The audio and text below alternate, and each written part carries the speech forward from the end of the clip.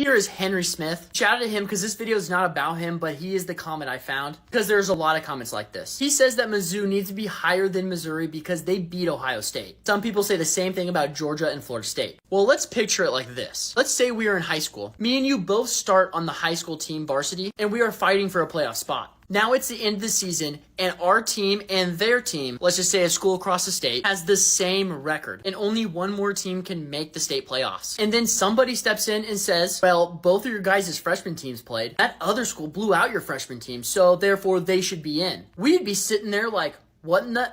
Because just because our freshman or third string suck doesn't mean we suck. That's exactly how the Florida State team feels. Florida State had over 18 opt-outs that were starters, and Georgia still had key players playing, but had a lot of opt-outs also. So if you were telling me that judging third string versus third string is how we should rate teams, you should probably stop watching college football. And trust me, I wish these players wouldn't opt out or hit the transfer portal, because I wish we could use those games to rank teams. The reality is we can't. Look at Ohio State. Their quarterback transferred, and the best player in probably the country sat out. You can literally win them games solo. And if you watch the game, I could have played quarterback for Ohio State and probably scored just as many points because they didn't score hardly any. I won't even mention how Ohio State's defense bullied Missouri's offense because I'm just not taking bowl games in consideration, as usually the best players sit out or the best players sit the transfer portal. And again, I'm not judging third string versus third string. Bowl games are more for how the team will look next year rather than how it looked this year.